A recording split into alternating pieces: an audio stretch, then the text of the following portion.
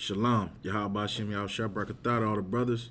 Shalom. Yahweh Shemar Latah Shem Yahweh Shah to all the sisters. Shalom. Yahweh. If you can hear me in the chat, go ahead and type a 1 in the chat if you can hear.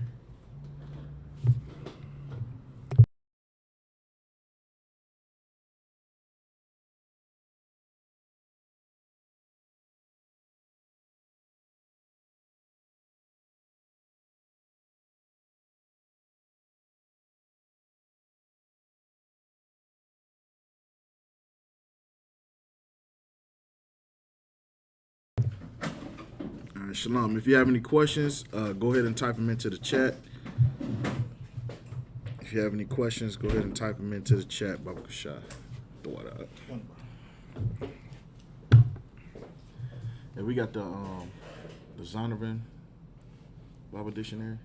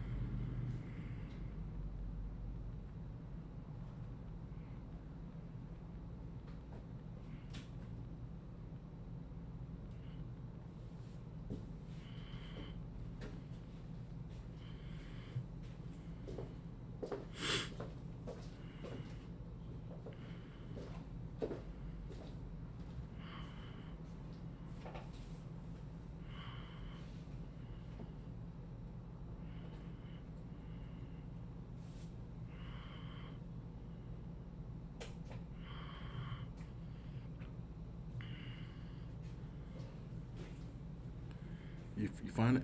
All right, Most High in Christ. All right, so Abon, I'm about to send you a link to this article. 1 second.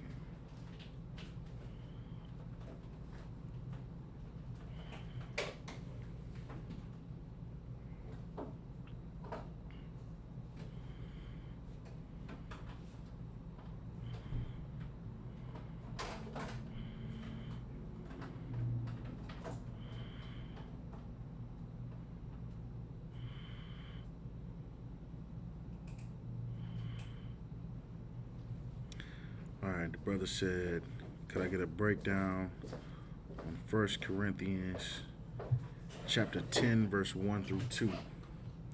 You pull that for the brother? Sure. 1 Corinthians chapter 10. Yeah, Khan. 1 Corinthians chapter 10, verse 1 through 2. Do you have a specific question about that scripture?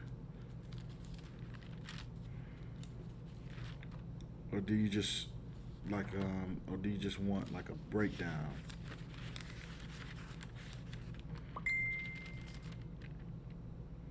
Oh, Salakia. Well,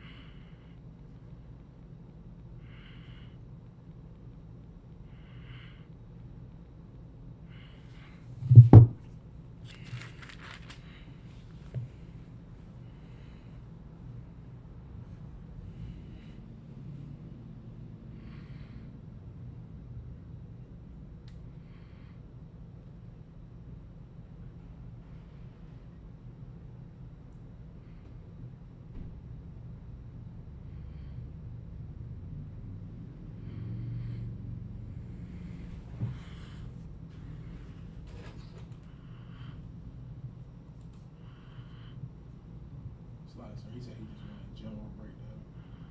just a general breakdown. All right, you can read it when you got it. The book of 1 Corinthians chapter 10, verse 1. Moreover, brethren, I would not that ye should be ignorant, how that all our fathers were under the cloud, and all passed through the sea. Verse 2. And were all baptized unto Moses, and the cloud, and the sea. Okay. So.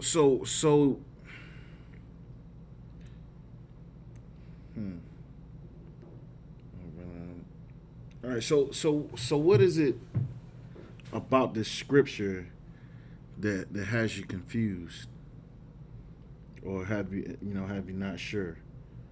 Like, I mean, I can break it down, but I just want to make sure that that I answer your question as far as what about that scripture.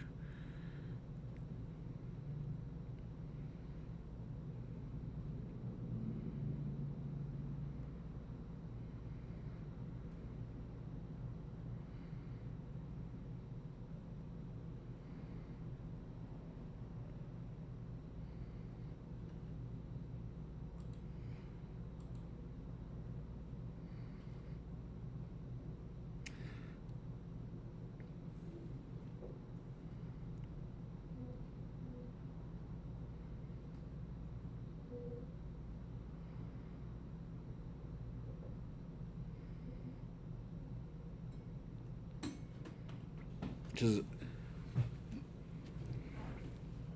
see, are you wanting to know like why he's saying to not be ignorant, or are you just wanting a breakdown of what it means for about our fathers were under the cloud and all passed through the sea?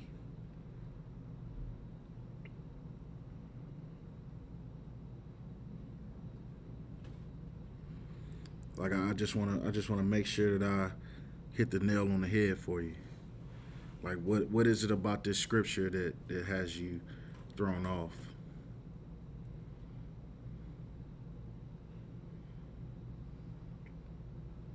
Okay, Slack, sir. He said on what the cloud and the sea is. Okay. All right. So read it again. The book of 1 Corinthians chapter 10, verse 1. Moreover, brethren, I would not that ye should be ignorant, how that all our fathers were under the cloud, and all passed through the sea. All right. So when it says under the cloud, upon what does that mean? The cloud in the Bible, this particular part right here, the cloud is talking about a chariot. Correct. So when you D'Angelo, he's a young man, correct? Okay, no sweat. So oftentimes in the Bible, the chariots of the Most High are referred to as clouds. At the time when Moses brought the children of Israel out of the land of Egypt, there was a chariot that accompanied them along the way, and that chariot was referred to as a cloud, a pillar of fire, and different things. But that cloud that it's talking about is talking about that chariot. So they literally saw a physical chariot that accompanied them when Moses received the law, statutes, and commandments. All right, read on. And were all baptized unto Moses in the cloud in the sea. All right, so now when it's talking about the sea, it says, and all passed through the sea. Abon, what's that talking about? So that's when our forefathers, the Most High, allowed Moses to bring them through the Red Sea. Correct.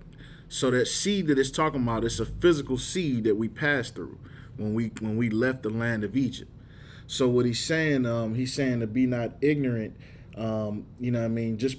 basically just because those men passed through the sea and actually learned the law, statutes, and commandments under those chariots, those brothers and sisters at that time, just because they had the I'm trying to think of the right word, they had the opportunity to witness those things, right, doesn't mean that because they witnessed those things that they were righteous and they were allowed to continue to enter into the promised land.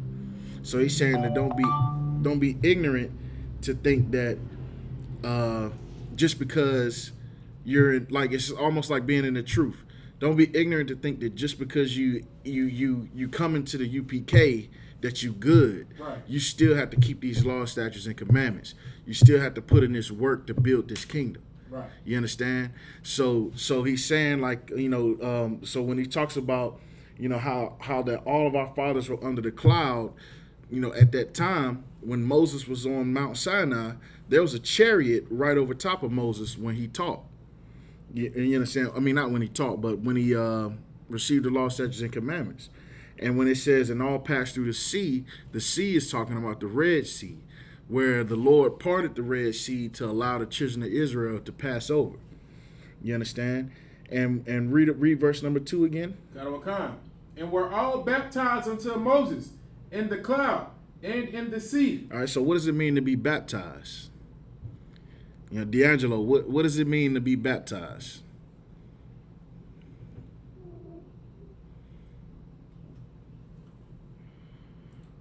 If you don't know, it's good to say you don't know. That's fine.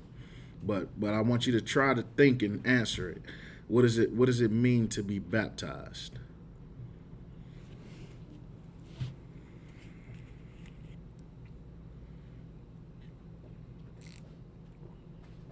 And another brother, one of the young man, Mikey Patterson, he referenced Isaiah 6.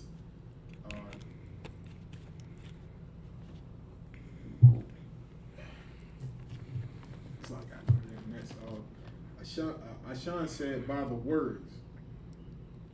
Okay, by the words meaning what?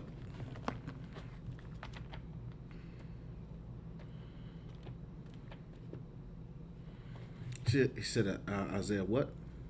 Isaiah 6. I'm trying to get that one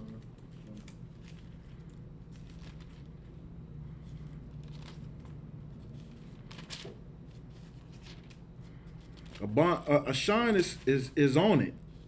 I just want a little more clarification.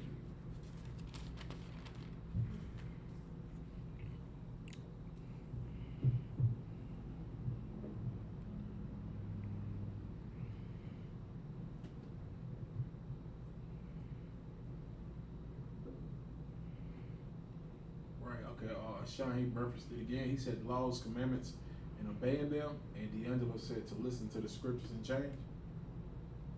Okay.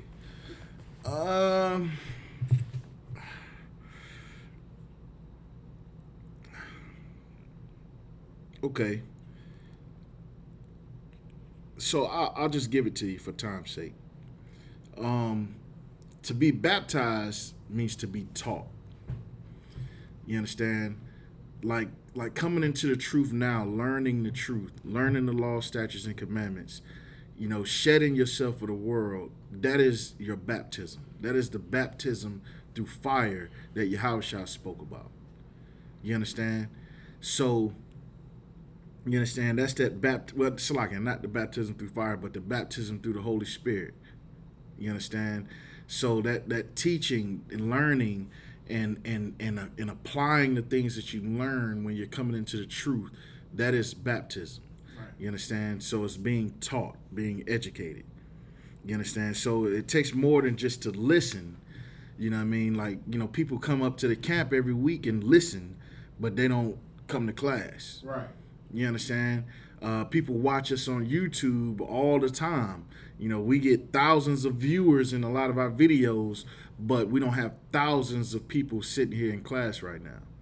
You understand? So to listen, is one thing, but to actually, come to class, put on your all black, do your 90 days, shed yourself for the world, to stop smoking cigarettes, to stop sleeping with white women, to stop doing all these things, that is a baptism. You understand? So, read that scripture again. That verse 2. The book of 1 Corinthians chapter 10, verse 2. And were all baptized unto Moses in the cloud and in the sea. You understand? So, of course, we weren't physically in the cloud. Right. You understand? But he's talking about how, we were, that was their baptism. You understand? Moses, the Lord taught Moses the law, statutes, and commandments. And then Moses taught the elders of Israel, and the elders of Israel brought it down, brought it down the chain of command. You understand? A lot of us didn't listen, didn't want to hear the law, statutes, and commandments, which is why he's saying to be not ignorant. Because even after we came up out of Egypt, what were some of the things we were still doing? You understand? Even after when Moses brought us the commandments, we had erected a golden calf and was honoring the golden calf for delivering us out of Egypt when the Most High is the one that did it. Right. You understand? So he's saying to be not ignorant just because, you learn that you're an Israelite and you start putting fringes on the bottom of your t-shirt. That don't mean that you're gonna get the kingdom of heaven. You understand? You gotta actually put in this work, the way Moses put in work, the way Aaron put in work. You understand? The way the men that accompanied Moses and Aaron in distributing the law, statutes, and commandments amongst all of Israel. Those are the things that it takes for us to rebuild this kingdom. You understand? All right. And what was the other scripture? You said not Ecclesiastes, Isaiah. Isaiah. What he was in reference to the chariots. I can start from verse 1 if you need me to, sir. Is that what he wanted? But it's more of the. I'm trying to think who this was that had the vision. Let me go to 5 and see what this is. Well, what was the question, or what was he doing? He was just. He was just saying, could you reference that? Oh, okay. All right. Which scripture are you talking about? He just said Isaiah 6. He didn't give a specific. Isaiah 6. Let me see. We have a whole breakdown on the chariots, and I know that Isaiah chapter 6. Let me see.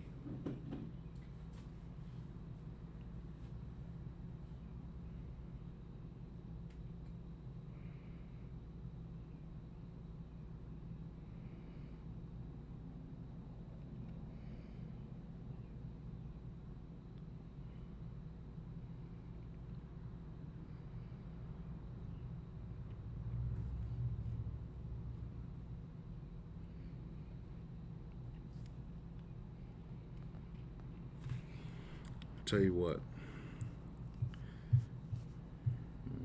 Let me pull this up real quick.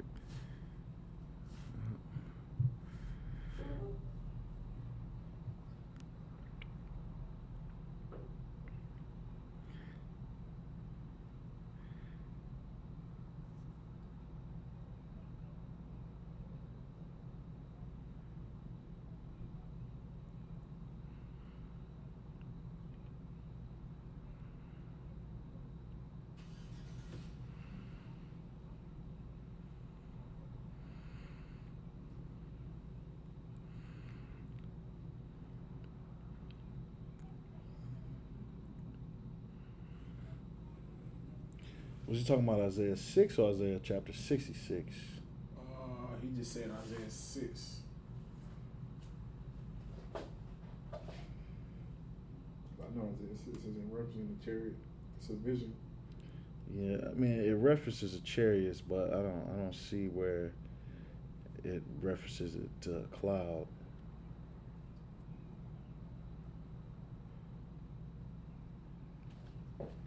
I tell you what, Sean, we're gonna get back to that one. That was the young man, Mike Patterson, sir. Okay, I'm gonna get back to you on that one. We're gonna get back to you on that one because I don't think so. I don't think that'll be a good reference for what we're talking about.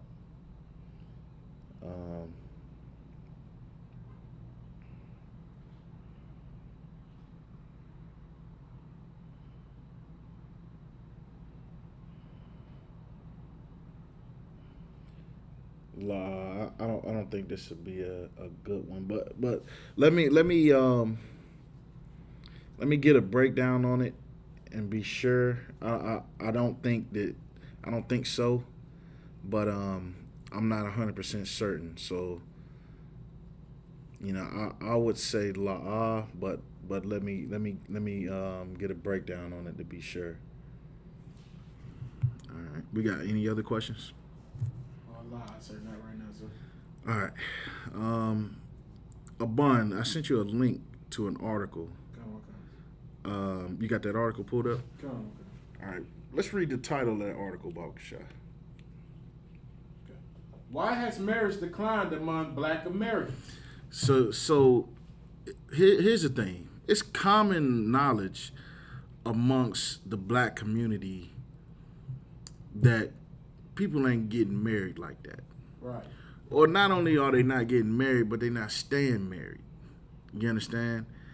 And so, you know, what we're gonna do is we're gonna talk about this article right here. It's a profound article, and I felt like it needed to be brought out because, you know, there's a lot of things going on right now where there's a lot of whoredom going on amongst Israel, and you understand where, you know, it used to be a time where we honored marriage. You know, there used to be a time where people got together and stayed together. And now we live in a time where, you know, people get married by multiple different people in the same day. Right. You understand? And the next day they married to somebody else completely. Right. You understand? And these are the things that, you know, that if you know, a lot of people like to feel like, you know, a slavery, or when slavery ended, our oppression ended, or when we got the right to vote, you understand, that, you know, we became equal in America and things like that. But what we don't understand is that there's been a systematic attempt to destroy the Black population for the past 400 years. You understand? And we're gonna bring some of this information out in this article. Go ahead and start reading this article out. One of the most important social changes unfolding in the United States over the past half centuries has been the decline of the institution of marriage. A decline especially steep among Blacks. Especially what? Especially steep among Blacks. So in the Black community, there has been a steep decline in marriage in the Black community. You know, Beyonce made that song talking about if you like it, then you should have put a ring on it. Right. You understand? Well, here's the thing. You know, why are Black people not getting married and staying married? You understand? Why are our families so destroyed to the point where you have a woman that'll have 5 or 6 different children by 5 or 6 different men? You understand? I have a joke that I tell all the time, and it's not funny because it's a tragedy, but it's a joke I tell all the time where, you know, a sister have 5 kids by 10 different men. You understand? Because a lot of these men, you know, will end up raising kids and on child support for kids, and then find out 18 years later that the child was never theirs to begin with. Right. You understand? So these are things that destroyed the Black community. You understand? Because think about it. You understand? The man is supposed to be the head of the household. He's supposed to lay down the structure, which then gives a hedge of protection around the house.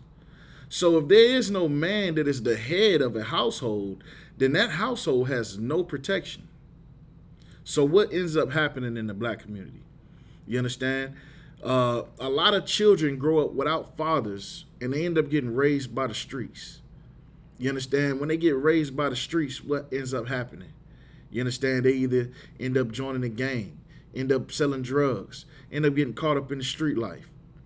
You understand? A lot of my friends growing up, you understand, brothers was constantly going back and forth to alternative school because they was getting kicked out of school.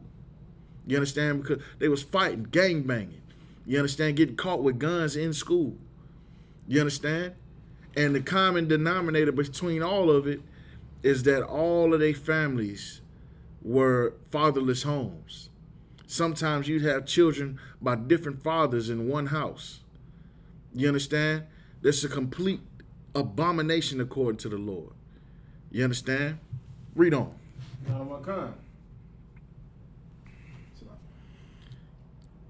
In 1960, roughly 74% of whites were married. and in the rate dropped to 56% in 2008. So in 1960, that's a huge number. Huh? In the 1960, 74% of white Americans were married. That's a lot, huh? Right. You understand? That right there is that builds power in a nation. You understand? To have that many families to build up and have more families. You understand? That's a powerful thing, huh? You understand? Read on. It's like it. And the rate dropped to 56% in 2008. That is a big drop, but not compared to the plummeting marriage rate for blacks. Read that again. That is a big drop, but not compared to the plummeting marriage rates for blacks. So that's about 20% drop from 1960 to 2008. You understand? That is a huge drop. Right. You understand? That's a huge drop, but you still have a majority of the population of white Americans are still getting married, honoring the institution of marriage. You understand? Read on. In 1960, 61% of blacks were married in 1960. So in 1960, 61% of blacks were married. You understand? It ain't quite 74%. What was the other one? 74%? Ain't quite 4%, but 61%, that's a huge number. Right. That's a majority of the population. Right. You understand? That's a beautiful thing. That 61% of black America is together making babies and having families, raising families, to be strong, to be smart, to be intelligent, to go to college, to build up their own community. You understand? But read on. But by 2008, it was only 32%. By 2008, it was only 32%. That's less than a third of the population of blacks are getting married. It's like I can do how many years there was. Go ahead. From then to there. That's what, 48 years? Come. You understand? Read on.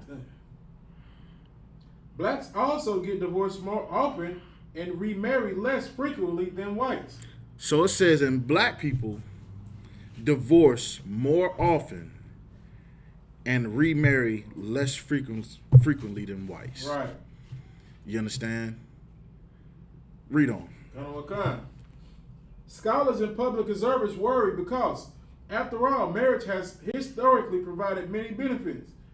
Individuals who are married enjoy better physical and mental health, have more social ties, and higher household incomes, accumulate more wealth, and raise children who do better in terms of health and social outcomes than the children of unmarried parents. So think about that. You understand? Think about that. Children who grow up in households where the parents are married are typically more successful in life. You understand? I mean, hey, you got a mother and a father in the home. 9 times out of 10, that brother ain't gonna be out there joining no gang. Right. You understand? That brother is gonna be trying to follow in the footsteps of his father. You understand? Or so afraid, so has so much respect and fear for his father that he wouldn't dare do that. You understand? He would grow up in a structured household where he would be, where he would look at education as the priority as opposed to whatever lust he can fulfill. You understand? Read on.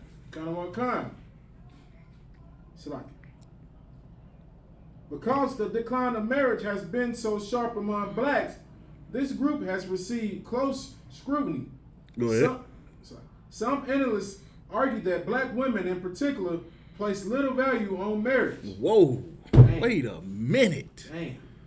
Wait a minute. You understand? You know what, Abon? I agree with that.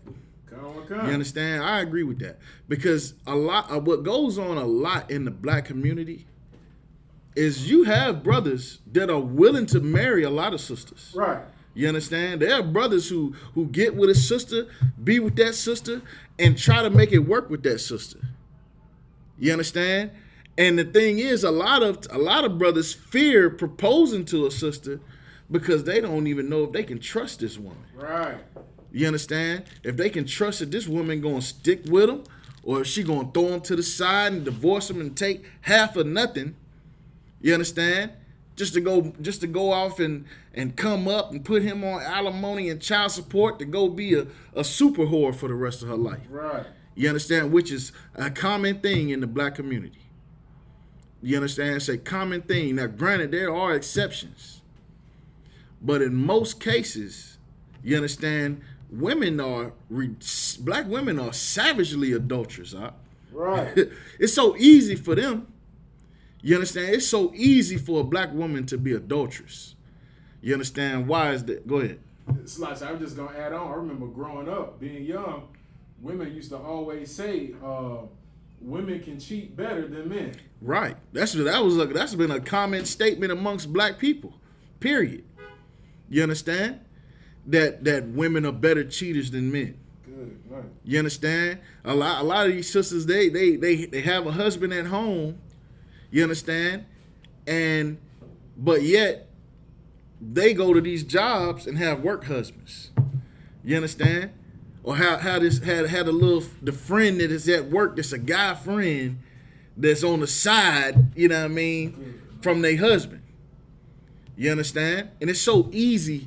It's so easy because, see, a lot of times, you know, you accuse a woman of cheating, all of a sudden all hell break loose. You understand? You might not get no cookie that night. And guess what? If you don't get no cookie for about 3-4 months, you understand? Let you step out. Oh, she taking half. Right. She taking half. And she gonna hound you about where you going, where you been, what you doing, da da da da da da da.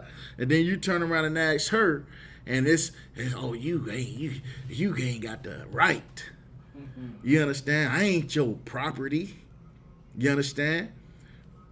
But it says that a lot of black women don't even respect marriage, don't have no value for it. You understand? And that's one of the reasons that leads to a lot of black women, you understand, having children by multiple men, and at the end of the day ending up with no man. You understand? Read on. Come. But much evidence contradicts this argument and suggests, instead, that social deprivations make it hard for black women to find suitable partners. It says, hold on, read that again. It says, That's word is deprivation. Okay, come. But much evidence contradicts this argument and suggests instead that social deprivation makes it hard for black women to find suitable partners.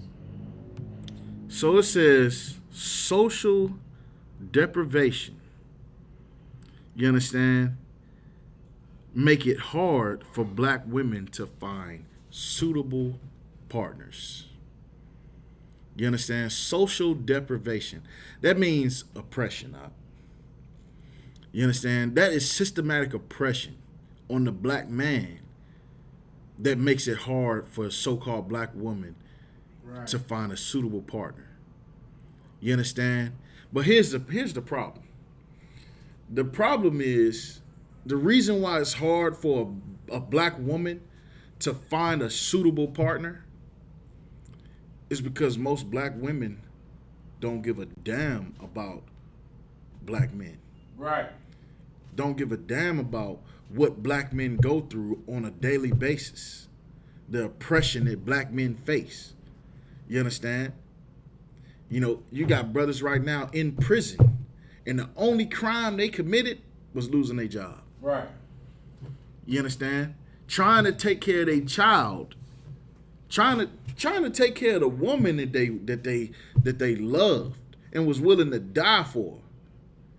And all of a sudden, because she don't value marriage, You understand? She just gonna break up with you, put you on child support, and go find some other brother to get her pregnant and put on child support. It's almost like it's a hustle, LeBron. Right. You understand? It's almost like a hustle. You understand? I done met a few sisters that got multiple kids and got all their baby daddies on child support. Good night. You understand? Like, how can you sit there and say you independent and you getting child support? Right. You not independent, sis. You understand? You just not.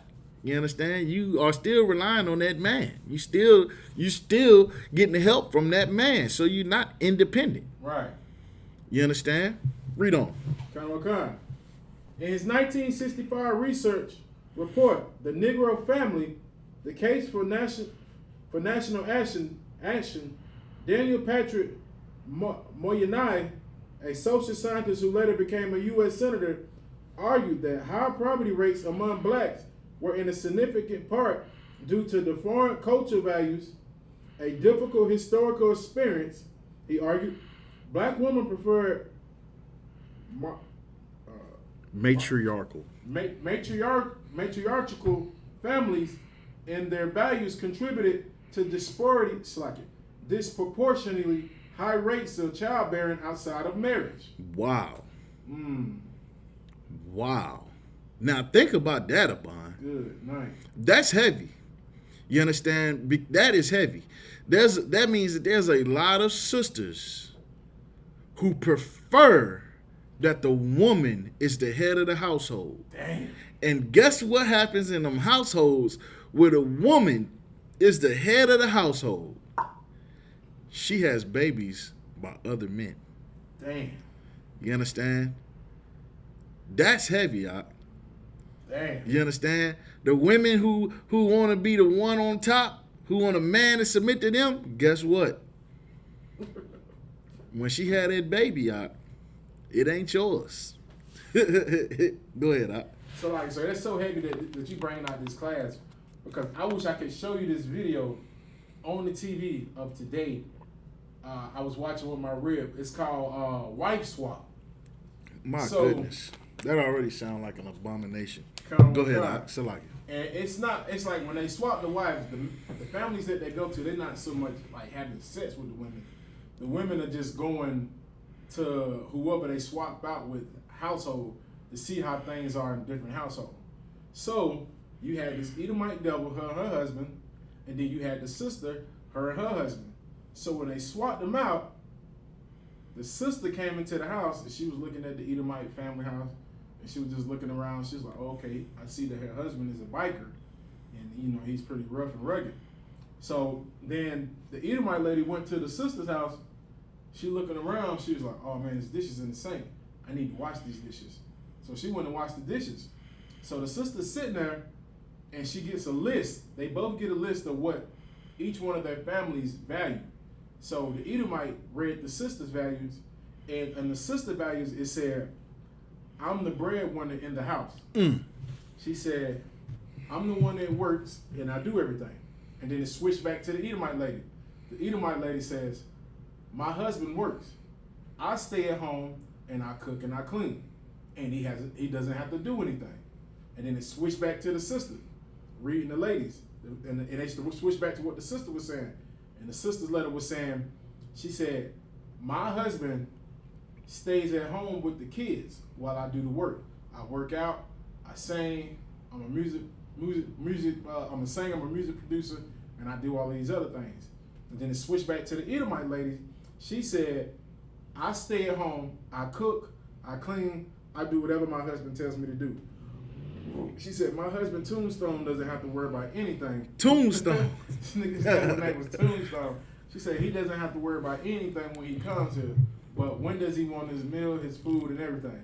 And then it switched back to the sister, and then it was just going over her things. And then they both started having conflicts with things, because the sister said, I know she's not mad because she says she doesn't think a man should, be a stay-at-home father. She said the Edomite lady said in her letter that the man shouldn't have to stay home and raise the kids, like in the sense of how they was back then. She said, the woman should be at home taking care of the household while he does the hard work. And so the sister was like, oh no, we ain't about to go there. She said, my husband's a stay-at-home father. He watches the kids and do whatever. So then it switches back. So each husband comes into the house. The Edomite husband comes into the house with the sister, and then the Edomite, the Edomite's husband comes home to the sister, and then the sister's husband come home to the Edomite. So now they both face to face. The Edomite man is in the face with the sister. So they're talking, and the sister was like, so she was like, you don't eat meat? So you don't eat vegetarian food? He was like, nope, I eat meat. That's all I eat. I eat meat, steak, potatoes. She's like, you don't want to eat healthy? He was like, nope, I'm not eating healthy. He said, I'm just waiting on my beer right now. He was like, this is my house, and I run things my way in this house. Good night. And then it went back to the sister husband, and then he came in with the daughters, and he looked so weak.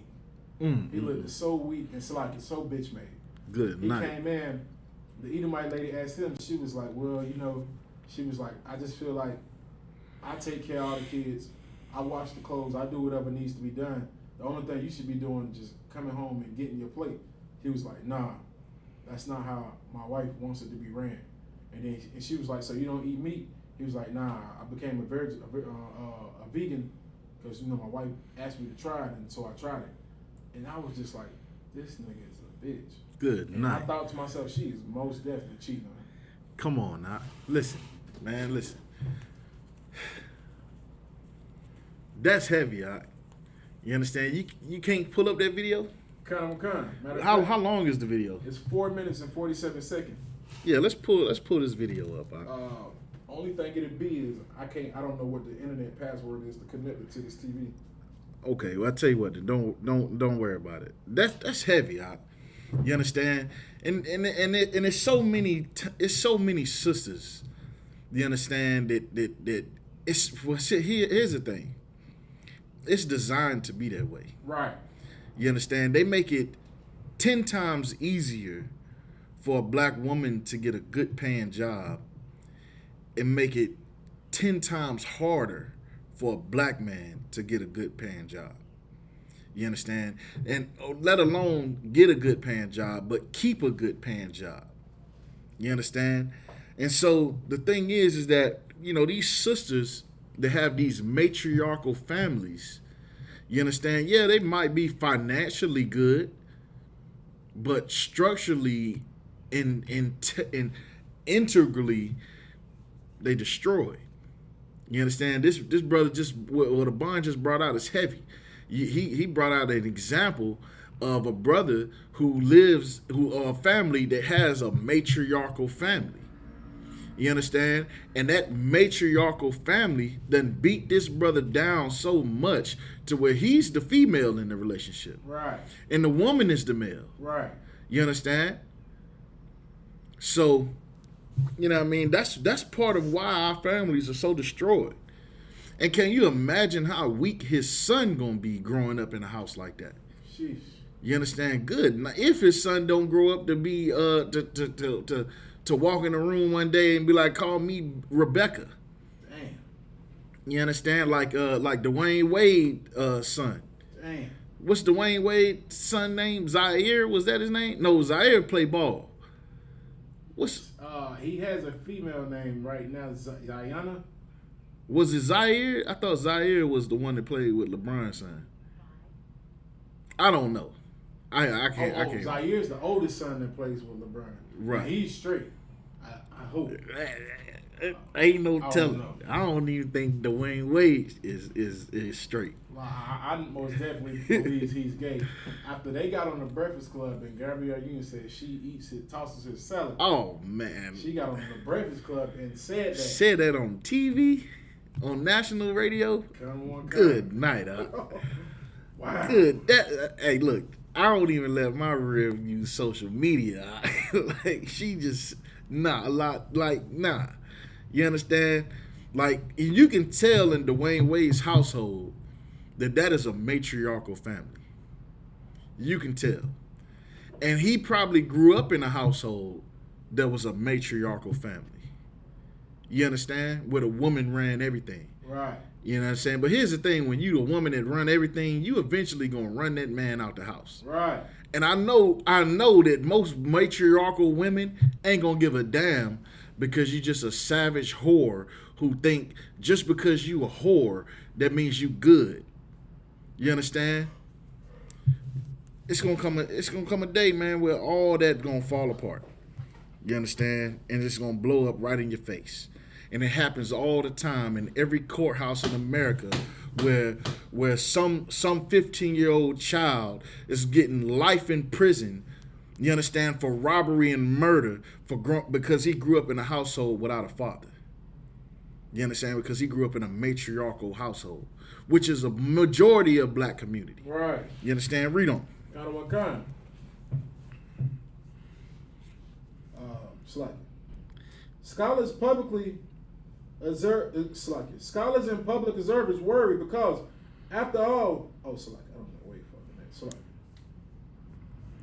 I think you were at the part where Kind of what where you're talking about the matriarchal families and their values contributed to disproportionately high rates of childbearing outside of marriage. Good night. Go ahead. In turn, black families without fathers lead to larger social ills, social ills such as crimes, joblessness, poverty, and overdependence on welfare. Now let me ask you a question. Is it your goal as a parent for your child to grow up and be poor? For your child to grow up and be a criminal? For your child to grow up and not be able to keep and hold down a job? For your child to depend on welfare? Is that your goal as a parent? Because if you are a matriarchal family, that's the outcome. You understand? This is studies that's been going on since the 60s. That is the outcome of a matriarchal family. You understand? Now there's a new outcome. You understand? I'm seeing it all on the internet where you got these little boys wearing dresses and Daisy Dukes. You understand? Twerking on TikTok like it's cute. You understand? Read on. Go ahead. And it's like, so I was just going to say, what we see now with this homosexual agenda is the result of women who are in control of the households. Right. They want that boy to be so, so unmanly that they just beat any type of form of masculinity out of him. Right. To the point to where she starts to treat him just like a little girl. That's mama's little man. Come here, baby. Let me kiss you on your head. Now he's just so filled with emotions that he grows up and becomes gay. Right. You understand? Black woman, what you gonna do when all the black men turn homo? What you gonna do then? You understand?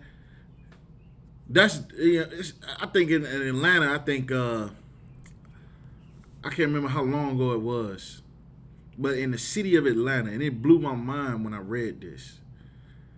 But the city of Atlanta, black men, 80% of black men in the city of Atlanta openly identify as homosexual. Good night. You understand? 80%. Damn. That's ridiculous. You understand? I wonder how many of them brothers grew up in matriarchal families. And then here's the thing. In Georgia, the state of Georgia has further passed laws to enhance that type of environment. To give more power to matriarchal families. Now in Georgia, it's considered assault to sleep with a woman without a rubber. That's considered assault. You know what I mean? She can give you the box 100 times. And then one day just decide, I'm going to press charges on this man. You understand? Now, the reason why they doing that, why they passed that law, what they say is because the AIDS rate was so high in Georgia. You understand? So they consider it to be assault just to have sex with a woman without protection. Sheesh. You understand? But also, not only that, but in Georgia, if you get a woman pregnant out, okay, take that back. If a woman gets pregnant, at 8 weeks pregnant, she can put the man that she thinks is the father on child support. She can put him on child support out at 8 weeks pregnant. You understand? I mean, before the child even born, the father might be locked away in prison. Because they lock you up for not paying child support. Right. You understand? It don't go on your credit. They arrest you for that. You understand? And then you got brothers, it's some brothers that just won't pay it because they don't know if the child theirs. Right. They just won't pay it.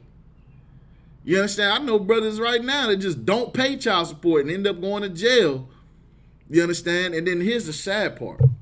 Some of these brothers go to prison multiple times for child support just to finally have their day in court to find out that the child ain't even theirs. Ain't that something, huh? You understand?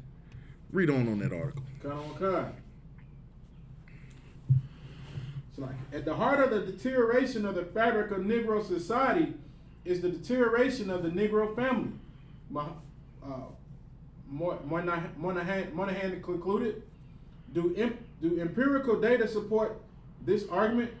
Using data from 21 cities, social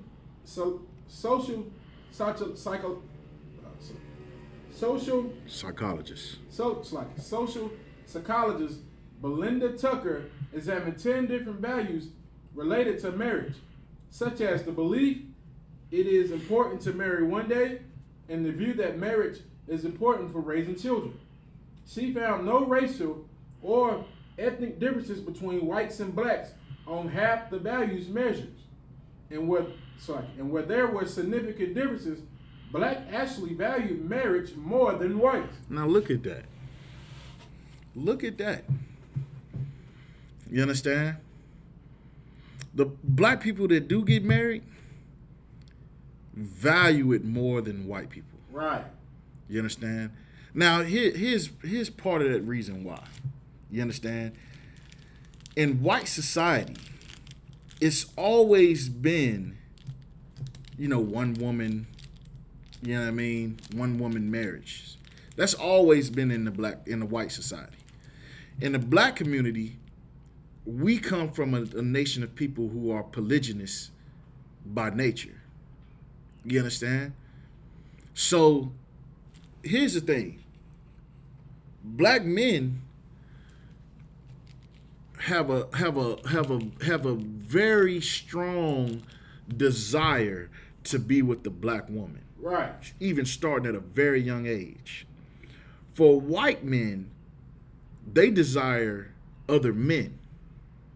You understand? Because you go back and look at the Greeks and them Romans. Them Greeks and them Romans, they would have a wife, and that wife is who they would have their children with. They heir to their empires and they heir to their houses and all that, whatever. So look, you understand? But even though they would be married and this woman would have their children, they would then go to these brothels and sleep with men, cross-dressers, and little boys. You understand? And that's where they would fulfill all their lust at. Meanwhile, black men, we see that round brown thing and we putting babies in it. You understand? Right. A bond know what I'm talking about. Right. You understand? Read on. Come. Ever since Moynihan presented his argument, other scholars have accumulated considerable evidence that social and economic epidemics to marriage matters more than value orientations. All right, so this article, for time's sake, you understand, we're gonna have to come back to this article. You understand? Because we gotta get some of these scriptures out. You understand? Baba Kushah. Okay. Hold on, Salaki. I want you to go to the book of Hebrews, chapter 13, verse 4, Baba Kashah. Go on.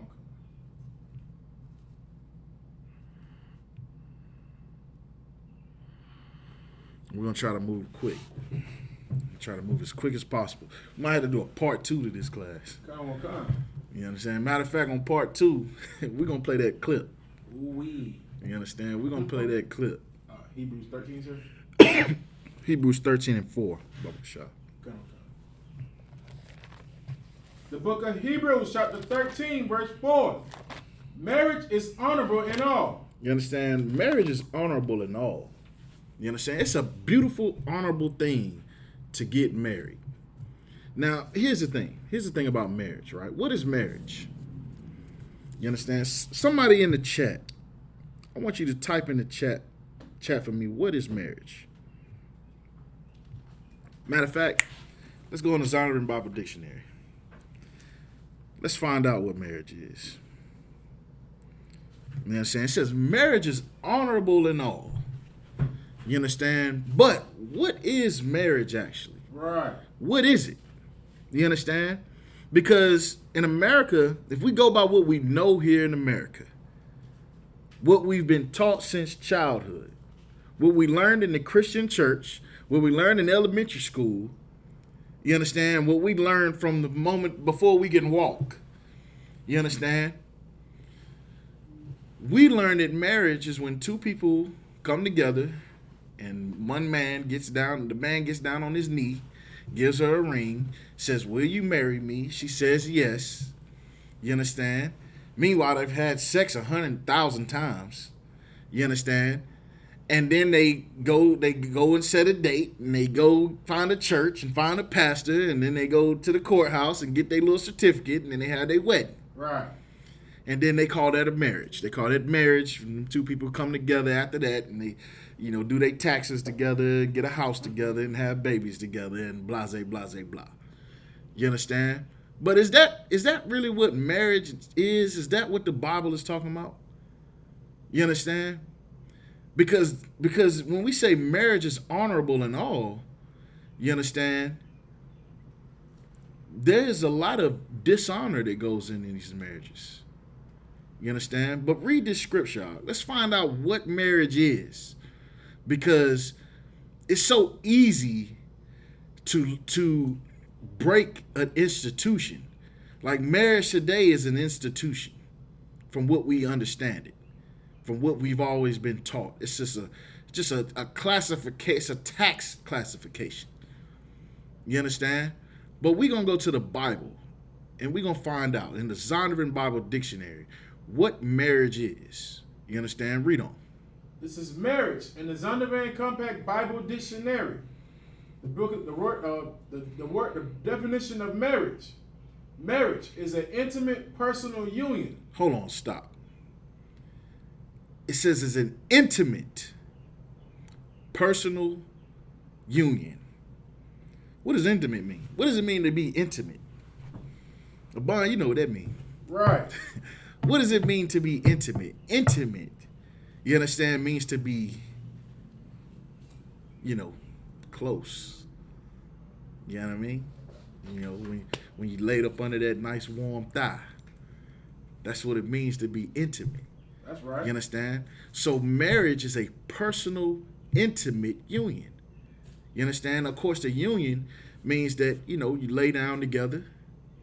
You know what I mean? You do the things people do when they get intimate.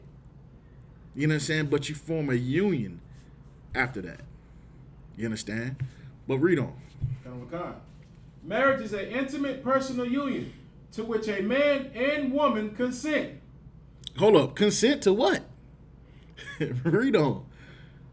Consummated and continuously nourished by sexual intercourse. Hold on. It's consummate. Read that again. Consummated and continuously nourished by sexual intercourse. By what? By sexual intercourse. So what is marriage? Sexual intercourse. Nah, it's a certificate. Sexual intercourse. Nah, you can put a ring on it. Sexual intercourse. So marriage is sexual intercourse. Right. When you have sex, when you put that rod in that box, that is marriage. You understand? That is marriage. Anything else on that?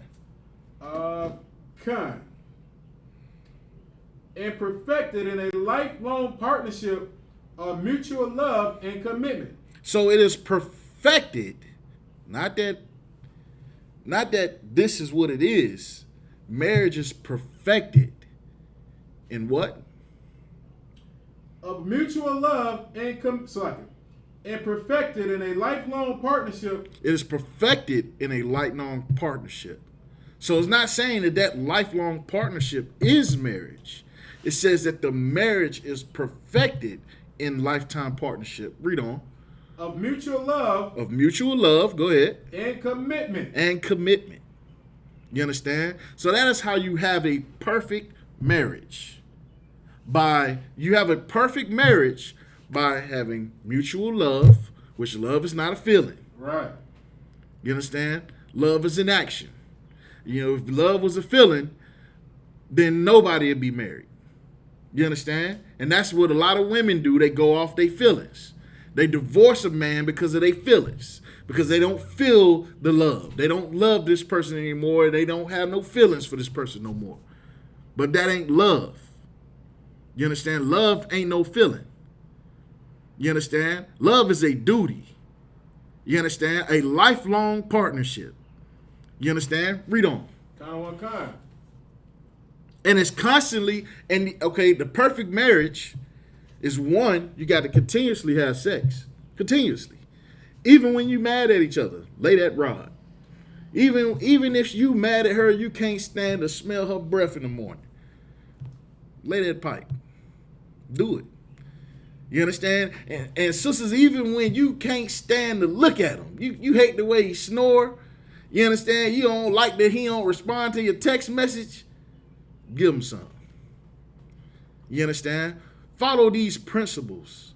And even though, you might have had a time where you can't stand each other, you continue to lay that pipe. You continue to give him that box. Everything going to end up working itself out.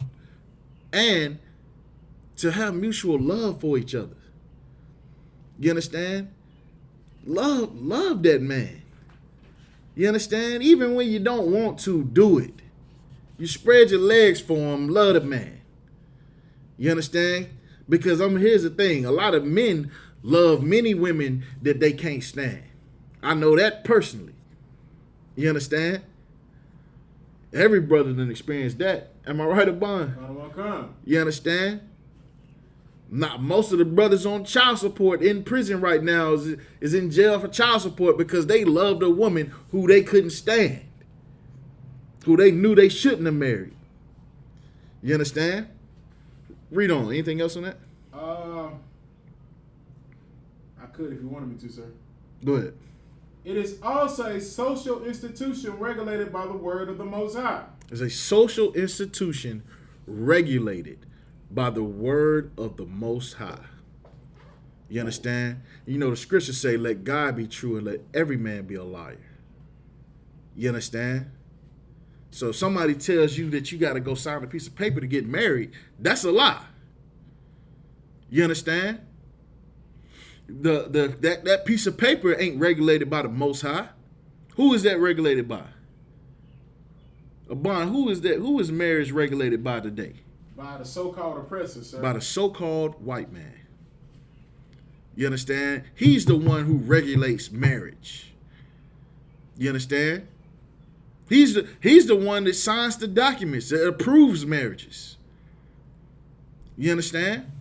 So marriage today is regulated by our oppressor, not the Most High. You understand? So we're gonna drop that out. You understand? I want you to go to back to Hebrews 13 and 4. What kind, sir? The book of Hebrews, chapter 13, verse 4. Marriage is honorable in all, and the bed undefiled. The what? In the bed undefiled. So that's how you know that sex is marriage. Right. You understand? Like, here's the thing.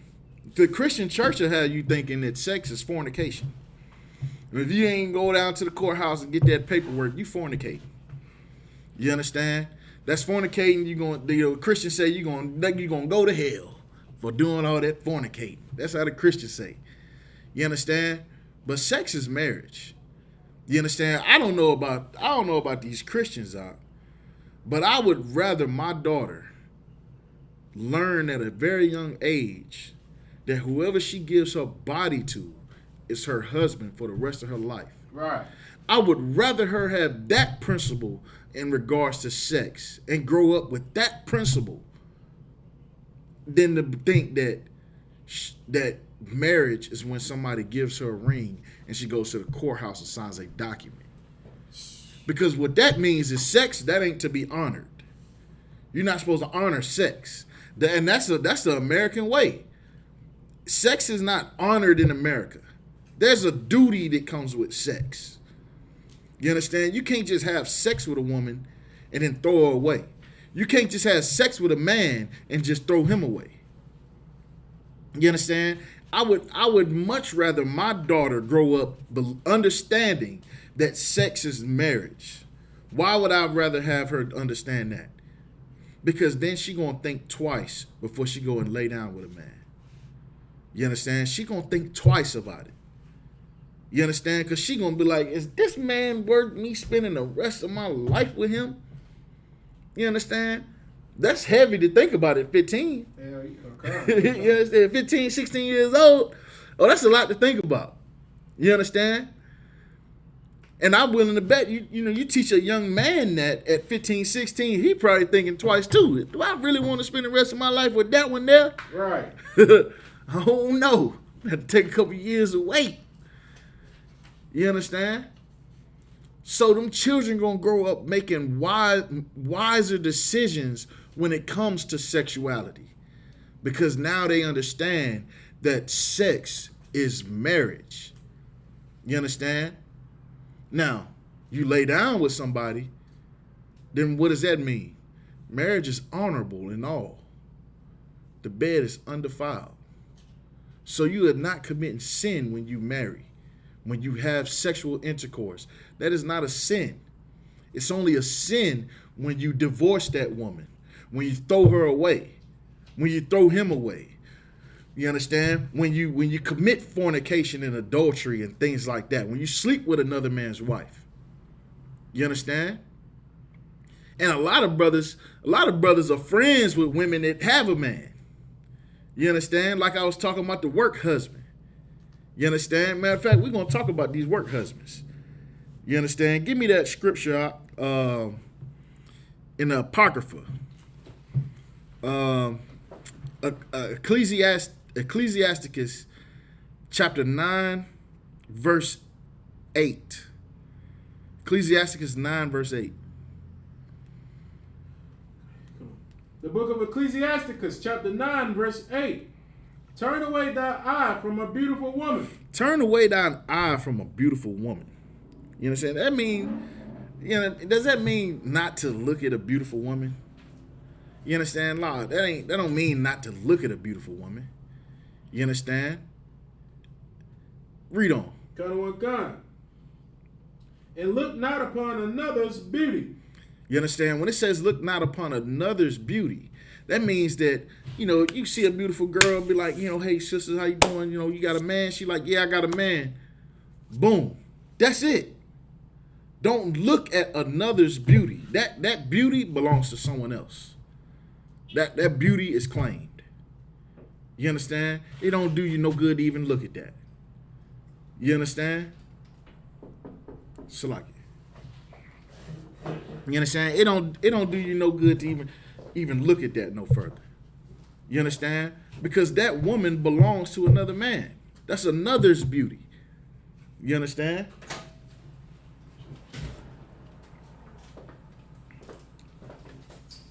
You understand? Shalom.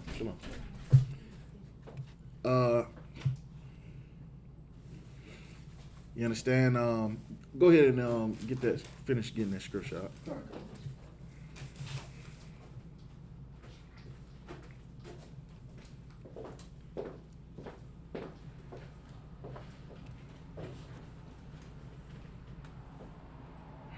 You understand? Read on. Okay. For many have been deceived by the beauty of a woman. For herewith love is kindled as a fire. Verse 9, sit not at all with another man's wife, nor sit down with her in thy arms, and spend not thy money with her at the wine, lest thy heart incline unto her. Salakia. That back right there behind the table. Oh, snap. I was trying to do the hand signal to go around. That's yours. Yeah, go ahead. That's what. All right, read that again, scripture again from the top. The book of Ecclesiasticus, chapter 9, verse 8. Turn away thy eye from a beautiful woman. Go ahead. And look not upon another's beauty. Go ahead. For many have been deceived by the beauty of a woman. Go ahead. For herewith love is kindled as a fire. You know, hey, we know what that means. Oui. See that beautiful thing there? That thing start burning like a flame. So like, sir, Good. like that song when they say, "You set my soul on fire." Yeah, wild thing. Go ahead. Kind of one kind. For many have been deceived by the beauty of a woman. You understand? It says many have been deceived by the beauty of a woman. You understand? Many have been deceived by it. You understand? And guess what? A lot of brothers get deceived by it all the time. Right. You understand? Because they think we just friends. We just friends. You understand? Meanwhile, they going out drinking with their friend. You understand? And guess what? The whole time he think she beautiful. Cause you know she beautiful because she yours. You understand? Read on. Kind of what kind? Sit not at all with another man's wife. Sit not at all with another man's wife, man. Right. Come on, not. You understand? Don't even go sit. You know, don't be sitting and talking with another man's wife. Right. You understand? Read on. Nor sit down with her in thy arms. Don't sit down with her in our arms. You know how it is when so many sisters be crying. Oh, he yelled at me. Oh, baby, it's gonna be okay. Don't even worry about that, man. He gonna get over it. Don't even stress all of that, man. You a good woman. You understand? And even if you trying to help keep their relationship good, don't do it. Read on. Kind. And spend not thy money with her at the wine. At the wine, don't go out and have no drinks with her either. Brothers love to do that. Go have drinks after work. You understand? Go ahead. And Salaga, sir, it's so many brothers being bamboozled by these sisters. They just spending all your money to go get drunk. And then when you come back to the bar, she's gone. Gone. You understand? Gone. But that ain't even the point of this scripture. Right. You understand? Read on. Kind of what kind? It's like, and spend not thy money with her at the wine. Go ahead. Lest thy heart incline unto her. Now look at that. Because if you do those things, your heart going to incline into her. You understand? Whether you like it or not, the whole reason why you doing all this is because you know you like the woman. Right. You understand? You ain't about to go out and have drinks with a woman that you can't stand. You understand? The whole reason why you trying to be her friend. Like, listen, we was all in the world out. What's one of the things we should say to women when they had a man in the world? Well, we can be friends. Good. My God. Think about that out. That's what this is talking about. That whole we can be friends. You know what I mean? That's you being deceived by her beauty. She ain't deceived you. Her beauty did. You understand? That your lust is so powerful that you don't care about her husband, and her marriage, and her family. You understand? Read on. Kind. And so through thy desire thou fall into destruction. You understand? Through thy desire, you're going to fall into destruction now. You understand? Brothers and sisters. Right. Sister, you letting this man, you being friends with this man, knowing you have a man, it's only going to lead to destruction. Listen, how many brothers have been killed? How many brothers and sisters have been killed, have lost their lives because of something like this? You understand? Go ahead, Doc. And so, like, sir, it was just in the news today. A sister got shot over a situation like that. Got killed. Good night. Look at that. Killed. We're going to bring that, find that article. We're going to bring that out in part 2. Come on, sir. You understand? Drop that, Doc. I want you to go to Mark chapter 10, verse 8, Baba Kasha. Come on.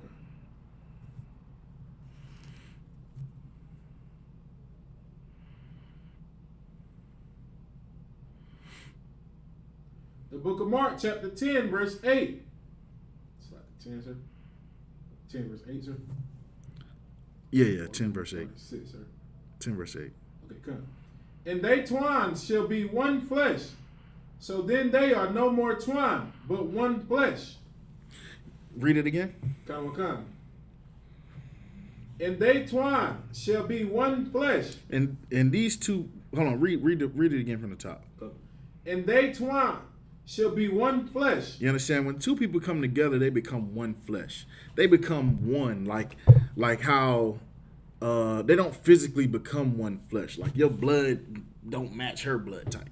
You know what I'm saying? Y'all don't have the same DNA at that point. You're not one flesh physically. But it's becoming one, like one body, like becoming one mind. You're becoming one. How do you become one? By having order. You understand? Read on. Come.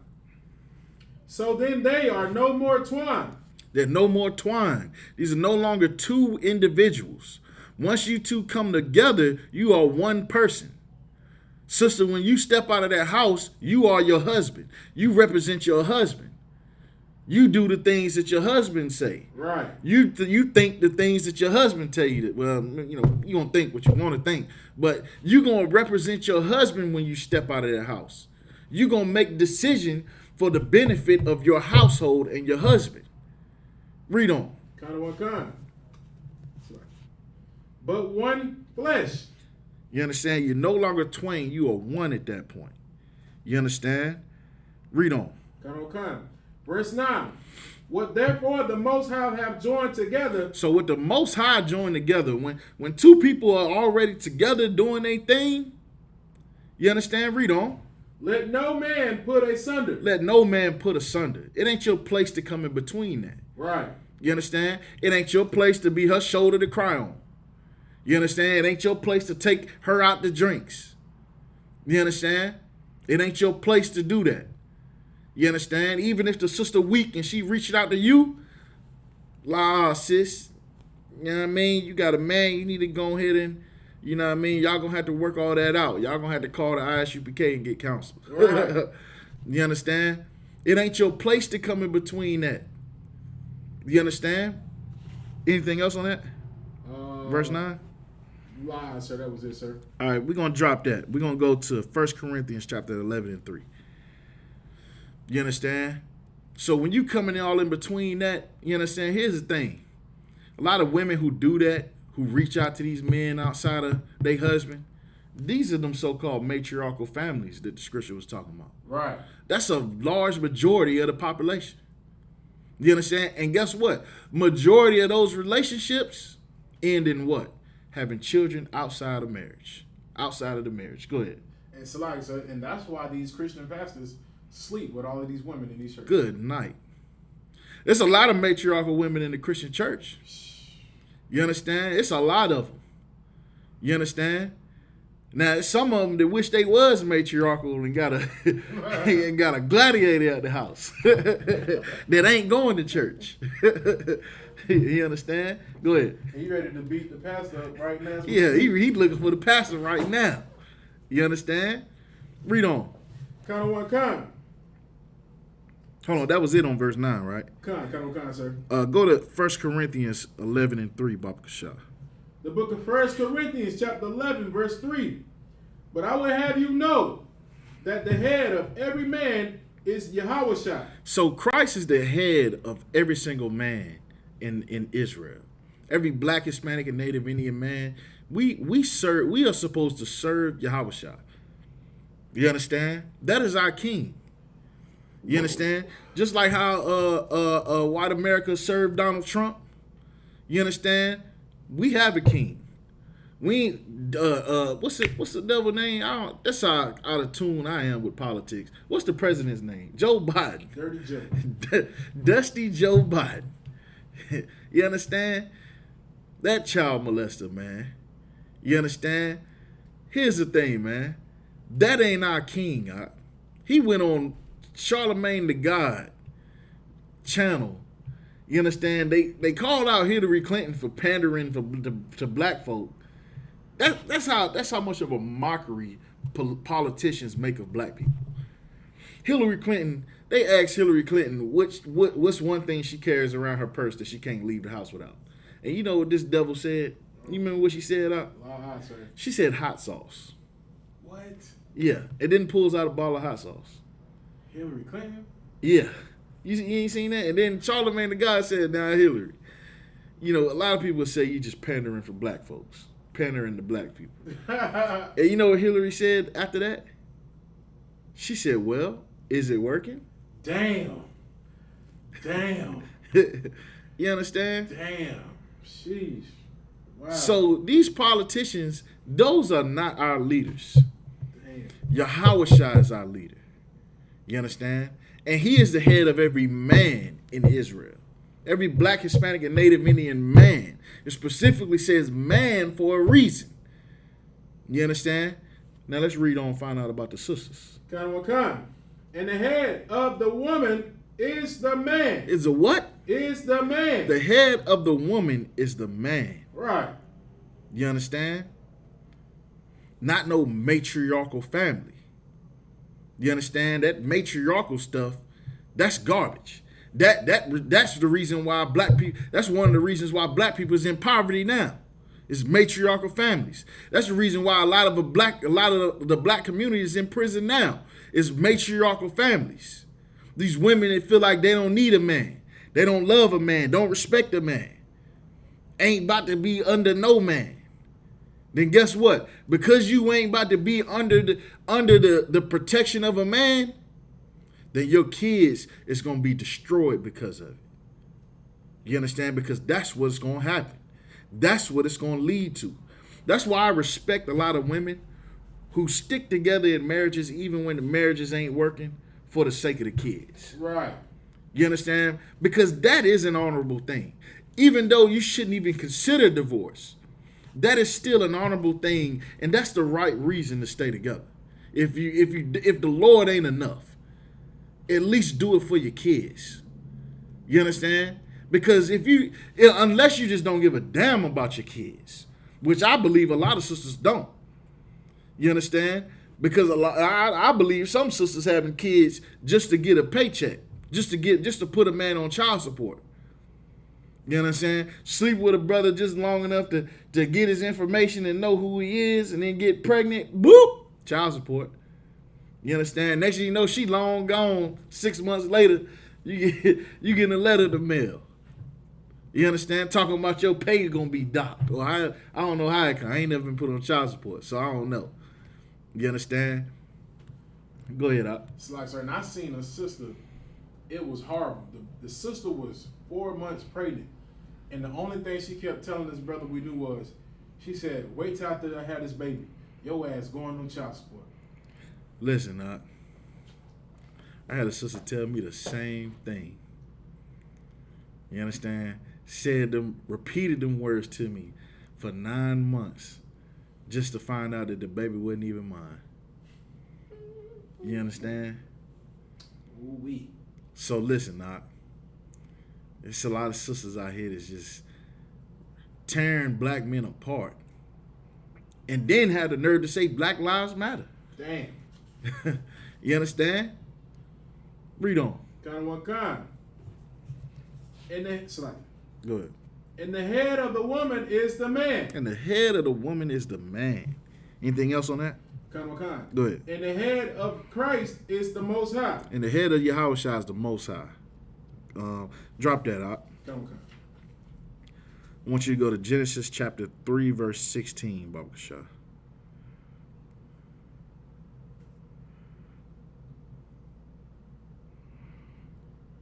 The book of Genesis, chapter 3, verse 16.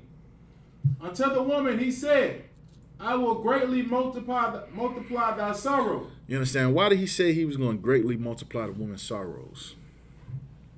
You understand? Think about what chapter we in. We in the book of Genesis. You understand? Why did he say that he was going to greatly multiply the woman's sorrows? I need somebody in this class to answer this question for me. Please, Baba Gashar. Not you, Abban. Come on,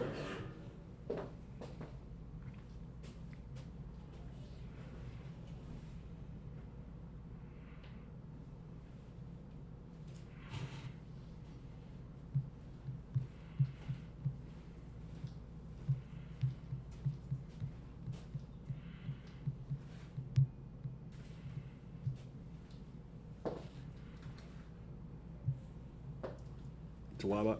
Yeah. Somebody in the class answer that question for me, Baba Gashar.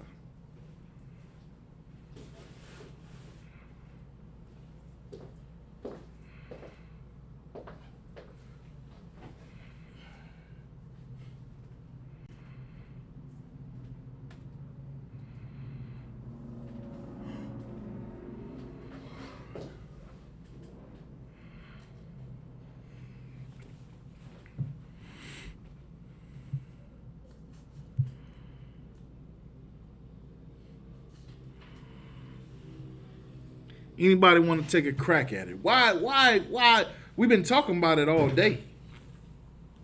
We've been talking about it the whole class.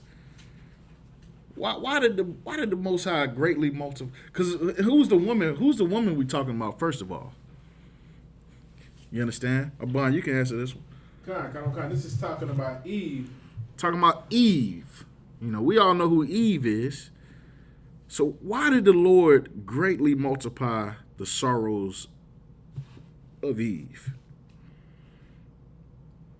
Anybody tried to answer yet? Nah, sir. All right, so for time's sake, we're gonna go ahead and lay it out. Because she was matriarchal. Right. You understand? Because Adam followed after Eve. Adam did what Eve suggested, and disobeyed the Most High and listened to his woman.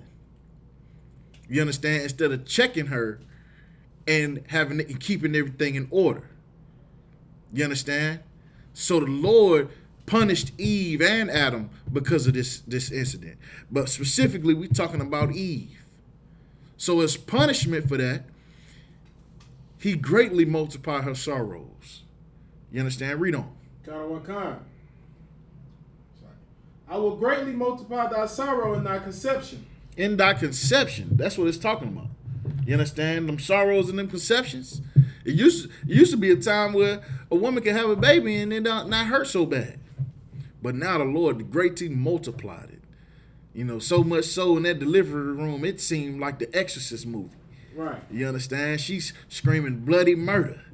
You understand? I done heard women scream at levels I've never heard a human being scream at before delivering a child. You understand? Didn't even know it was possible to scream like that without dying. You understand? You would think she was dying. Read on. In sorrow thou shalt bring forth children. In sorrow thou shalt bring forth children. You understand? So women was punished at one point in time for being matriarchal. You understand? Read on. And thy desire shall be to thy husband. Shall be what? And thy desire shall be to thy husband. Read it again.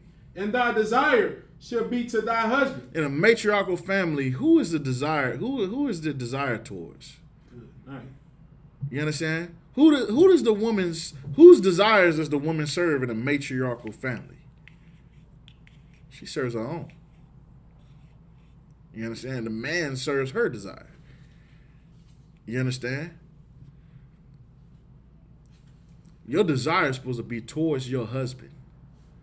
You understand? You're supposed to look up at your husband and think to yourself, what can I do for you, my Lord? You understand? That's the spirit of a woman towards her man. What can I do for you, my Lord? How can I serve you, my Lord? You understand? That's what Sarah did for Abraham. Right. You understand? And it ain't a sister walking alive that's a better woman than Sarah. You understand? The sisters in the UPK is the closest thing to it. And that's what Sarah did.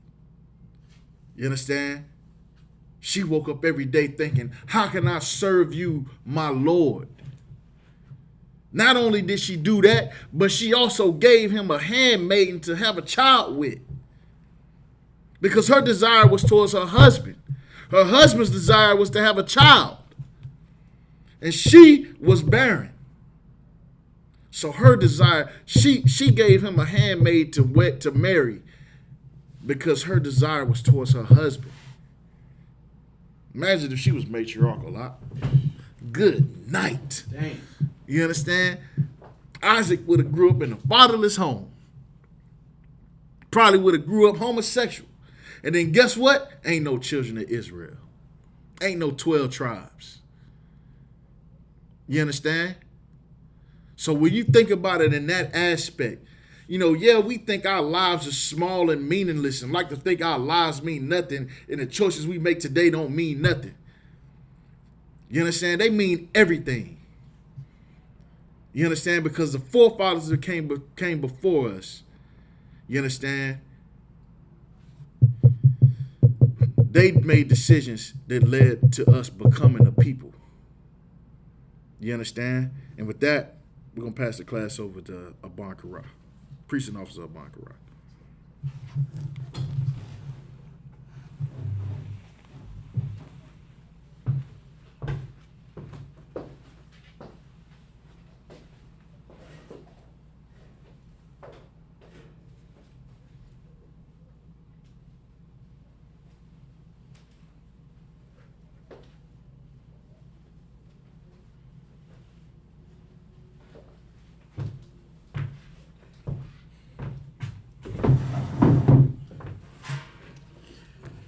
ISUPK security announcements. We are the ISUPK, started out of 1 West 125th Street, Harlem, New York. Rule for new brother and sister. When a new brother or sister comes into the school, they are off limits for 6 months. They are to be saluted only. They are here to share themselves to the world. If they need transportation, the teacher will arrange it. After 6 months, if a brother or sister has an interest in a particular person, he or she must get permission from the head to speak to a brother or sister. There is another 6 months in which a brother and sister will court each other. After this 6-month period, the brother and sister will get permission from the head to marry. Tithes, which is a commandment. Numbers 18 through 21. Malachi chapter 3, verse 8 through 10. Means tenth in the Hebrew, Ma'asharah. 10% of every penny of any increase the Lord gives you, give to the treasury department or teacher. Priest funds, free will offering for priests, not mandatory. Whatsoever amount you would like. Upcoming holy convocations. It'll be, it's like it.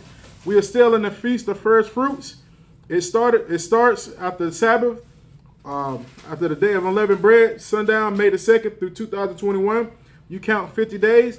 You celebrate the 50th day, which is Sunday, June the 20th, which will be next month. 2021 starts before sundowns. You can read about this in the book of Leviticus, chapter 23, verse 10 through 22. It's like, remind Akim and Aqua to check the bulletin board in the hallway. If anyone wants to be a troop in the school, to start wearing black boots, shirt, pants, headband, and scarf. And with that, shalom.